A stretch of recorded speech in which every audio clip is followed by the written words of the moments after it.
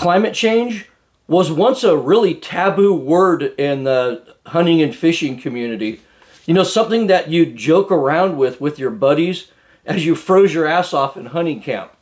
But you're starting to hear it more and more these days, you know, and not just from those vegan hipster fly anglers out there, but from respected hunters like Steve Rinella, Jim Shockey, and even Randy Newberg.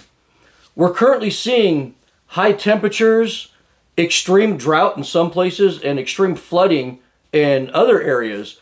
And we're currently in the middle of what's known as El Nino, which occurs in regular cycles, but has people very scared right now, almost to the point of completely panicking.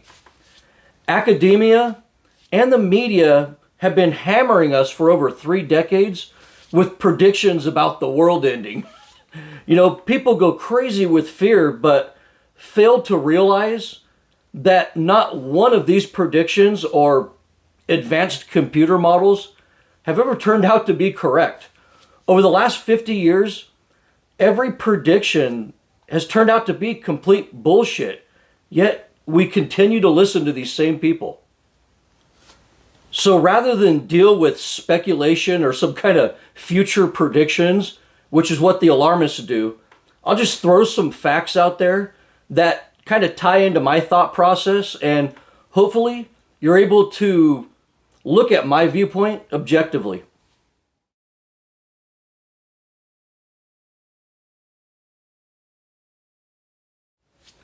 I was a geology major in college, so I tend to look at climate through what we call geologic time.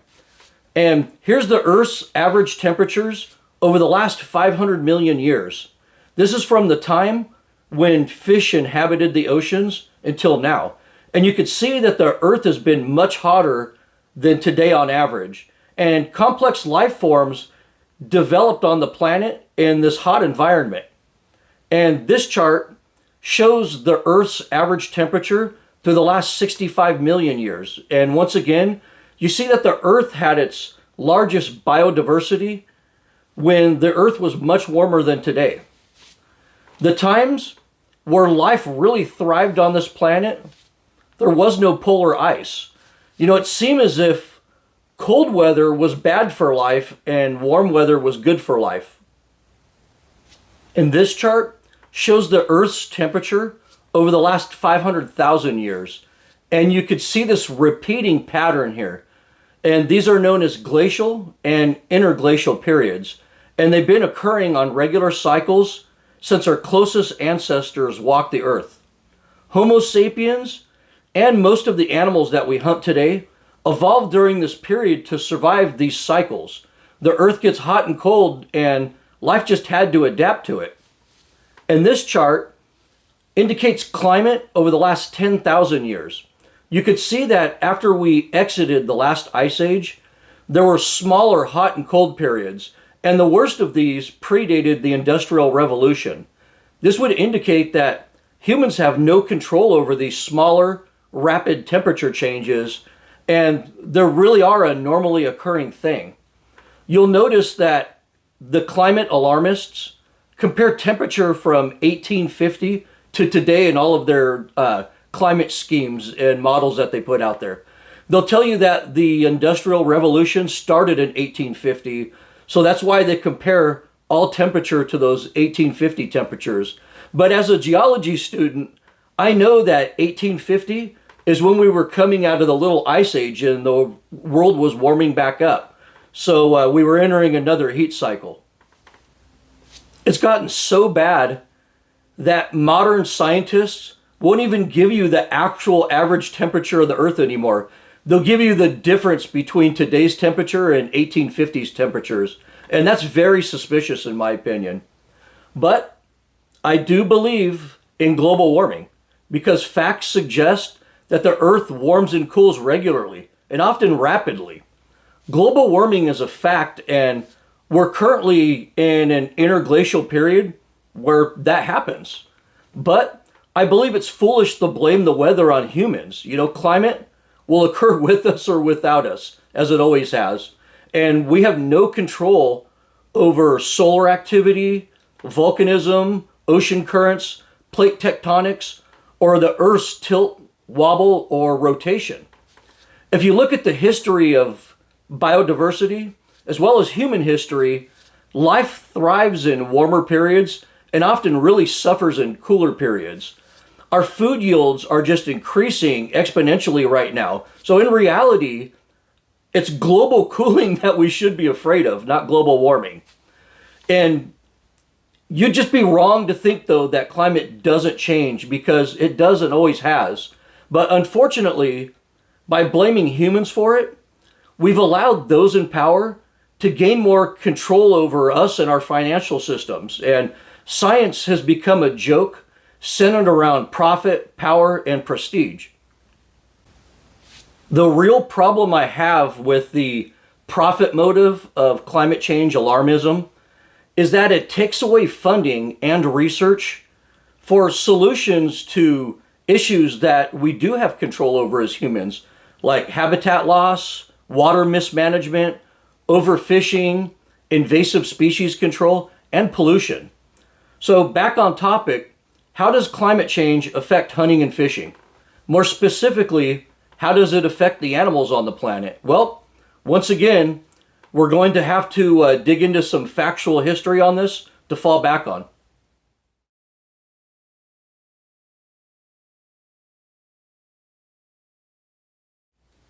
So first, let's discuss how fish are affected by climate change, particularly a warming Earth.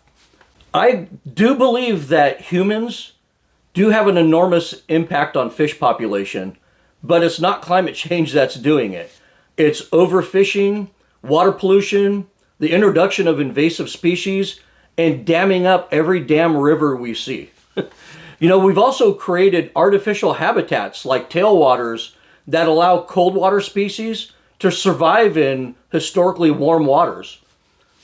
Ocean fish kind of have the freedom to move north and south as water conditions change, but unless unregulated commercial fishing and pollution kill them, but freshwater fish really don't have that migration option.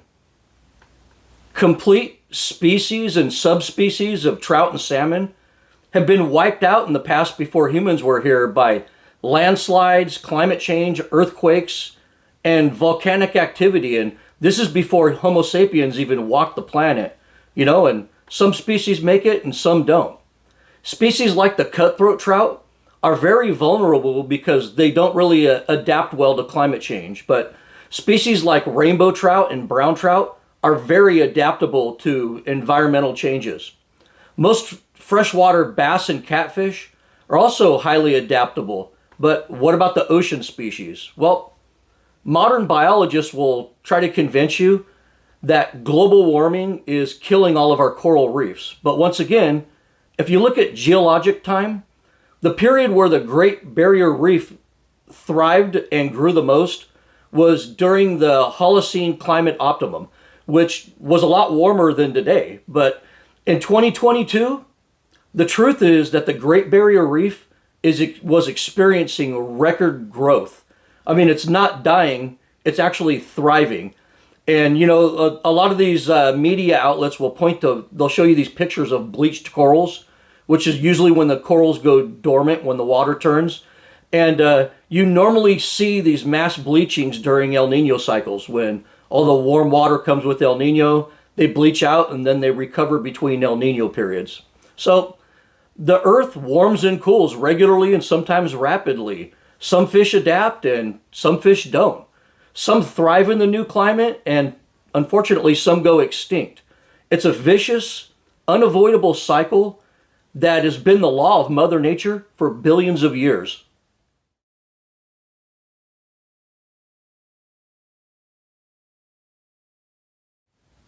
Now let's discuss how climate change affects hunting. Probably what a lot of you are watching this video for.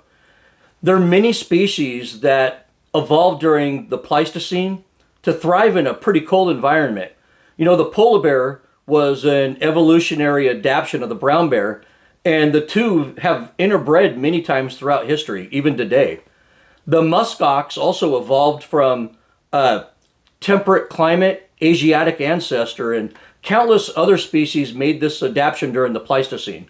But these species lived through interglacial periods that were much warmer than today. So claiming that global warming is killing them makes absolutely no sense. In fact, these species seem to do very well during the interglacial periods, and they seem to suffer during the glacial periods. These animals are built to survive climate change, and they've done it for hundreds of thousands of years, regardless what a professor at Berkeley tells you. I watched a college professor on YouTube last year claim that deer populations need to be federally protected because climate change and overhunting are killing them all. But the fact is, there are more deer in the United States today than before Columbus arrived in the Americas. And let's look at other modern game animals. Elk populations are way up. Bear populations are way up. Waterfowl populations are way up. Turkey populations are way up. Here in the United States, our game animals are not being driven to the point of extinction by climate change. In fact, they're thriving. They're thriving more than they have in probably 150 years right now. You know, we realized over 100 years ago that market hunting, unregulated hunting, and habitat loss were the true enemies of wildlife, and we reversed course on those things and created the North American conservation model, and it worked. You know, and there's more animals now today in North America than there was 150 years ago. But increasing temps in the future might impact the way we hunt. You know, game might change habits a little bit. Water sources might change. Migration routes might change. Their diet might change a little bit. But so far, I haven't personally had to change the way I hunt because of climate change. You know, I hunt just like my grandfather did, except that I'm a lot more successful at it because there's more animals now. In fact, the only time I've ever had to change the way I hunt in the last 20 years is due to changing laws, property closure, and habitat loss from development.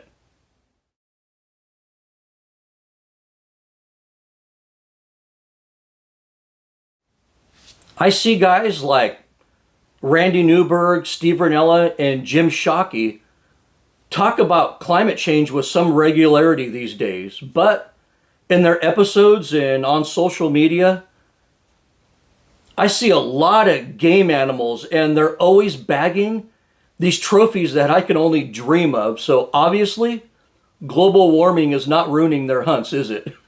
So my conclusion is that we need to stop using climate change as a cop-out for everything that happens. At the very least, you should acknowledge that it's a natural process that we have very little control over. I also think that climate change alarmism is taking resources and publicity away from things that we can control, like habitat loss, habitat destruction, barriers to migration, pollution, water management, invasive species, and even our own behavior. We do have a responsibility as hunters and anglers to conserve wildlife, and as people to conserve wildlife. But pretending that driving your truck is warming the earth and killing game animals is not helping. As a matter of fact, it's probably hurting conservation.